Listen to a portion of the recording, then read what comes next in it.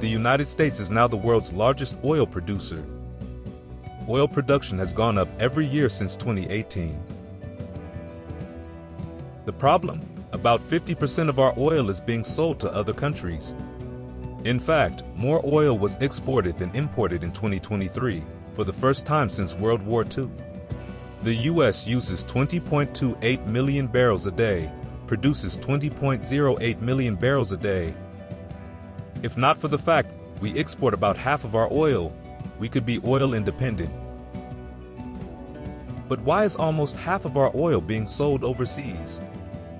In 2015, Congress lifted a selective ban on U.S. oil exports. At the time, a review by the Government Accounting Office stated that repealing this ban allowed U.S. crude oil producers to charge higher prices relative to comparable foreign crude oil. It is easy to understand that if oil companies can get a higher price on the global market, they will. Since this ban was repealed, every time the global oil price spikes by OPEC cutting production, Americans pay more at the pump. Only if the global supply increases from other sources, or there is a fall in demand, does the gas price fall when there is an OPEC production cut. And the reason it fell in 2020 to $2 a gallon was oversupply caused by a severe market crash. In order to save the United States economy from this severe crash, which also crashed the stock market, Donald Trump negotiated the largest oil cut in history between Russia and Saudi Arabia. This weekend, the United States also helped facilitate an unprecedented agreement among the 23 nations of OPEC Plus. That's OPEC Plus additional energy-producing nations, representing many of the world's largest oil-producing countries to stabilize oil markets. And we have, in fact, and I think you've seen a big stabilization over the last couple of days. Together, countries around the world will cut oil production by approximately 20 million barrels. People are saying 10 million, but we think that the number that they'll actually hit is going to be closer to 20.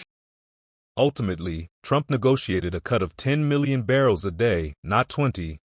This was to correct an extreme oversupply problem.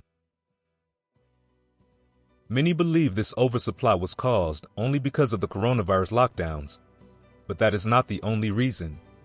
It was also caused by the Russian-Saudi Arabian oil price war. However, there is one important fact the majority of the mainstream media missed. The price war began because of one impulsive action. Only 15 days before a scheduled OPEC meeting, Donald Trump levied sanctions against Russia's largest oil company, Rosneft, because of trade with Argentina. He did this after being warned by the Department of Treasury this action could destabilize the oil markets. When the OPEC meeting occurred, Putin walked out, which began the price war. According to this report in The Voice of America, Putin walked out because of the advice of his close friend and ally, Igor Sechin, the president of the company Trump just sanctioned. If Trump had waited only a few more weeks to impose these sanctions, the president of Rosneft might not have suggested the walkout, and the oil cut not been as severe. And remember, the former president suggested an oil cut twice as much, 20 million barrels a day.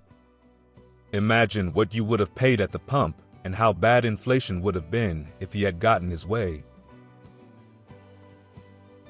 In comparison, the Keystone Pipeline was less than 1 million barrels a day, a large percentage also sold overseas. At that time, Donald Trump said a rise in gas prices were good, because the oil export ban was lifted in 2015. The largest oil cut in history, negotiated by Donald Trump, hurt our wallets more. And we will continue to suffer, no matter who is president, until Congress passes a suitable replacement to the export ban. We must stop half of our oil from being shipped overseas.